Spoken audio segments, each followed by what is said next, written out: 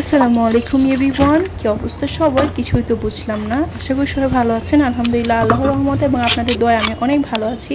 আজকে একটা রেসিপি নিয়ে চলে আসলাম। আর আজকের এই রেসিপিটা আমি যেটা বানাবো সেটা খুবই ফেমাস। রিসেন্টলি এটা নিয়ে আসলে প্রচুর পরিমাণ রিভিউ আসতেছে।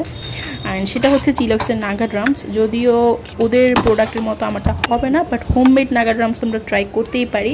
সো আজকে সেটাই ট্রাই করেছি and I hope you all guys like this video. Don't forget to subscribe my channel and let's get into the video. Normally চিলক্সে 1 পিস নাগা ড্রামসের প্রাইস 110 টাকা থেকে শুরু করে 130 টাকা, বাট আজকে আমরা মাত্র 250 টাকা দিয়ে বানিয়ে ফেলবো 6 piece Naga drums at home.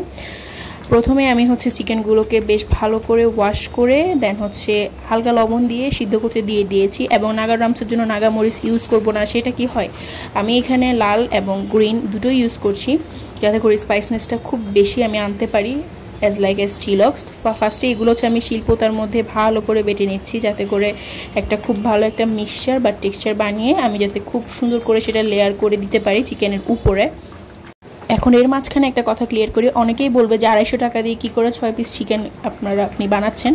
আসলে কি, যেহেতু নাগা ড্রামসের জন্য আমরা লেগ পিসটাকেই সাজেস্ট করি, সুতরাং আমি যখনই বাসায় মুরগি আনা হয় এভাবে করে স্টোর করেছি। সো এইভাবে স্টোর করে অলমোস্ট 6 পিসের মতো ইউজ করেছি। আর এখানে তো 6 পিসের মধ্যে সবগুলো লেগ পিস না, মেবি 4 পিস লেগ পিস, বাকি 2 পিস আমি নর্মাল চিকেন ইউজ করেছি just to make and different.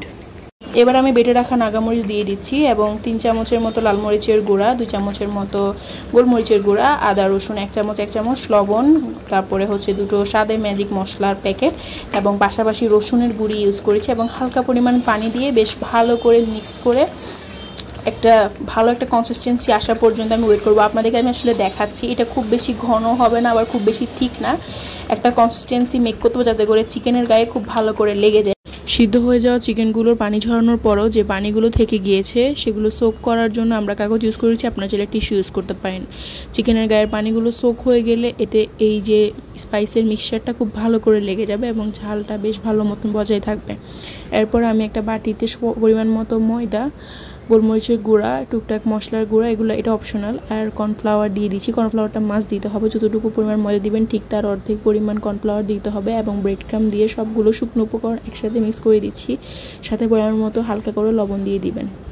এবার আমি ডিমের লিকুইডটা তৈরি করার জন্য একটা বলে 2টো ডিম ক্র্যাক করে গুঁড়ো দুধ এবং হালকা পরিমাণ পানি মিশিয়ে দুধ রেডি করেছি এবং হালকা পরিমাণ গোলমরিচের গুঁড়ো ইউজ করেছি। আপনারা চাইলে এখানে লিকুইড দুধ ইউজ করে মিক্সচারটি তৈরি করে নিতে পারেন এবং পাশাপাশি ভালো করে তেল গরম করে নিচ্ছি।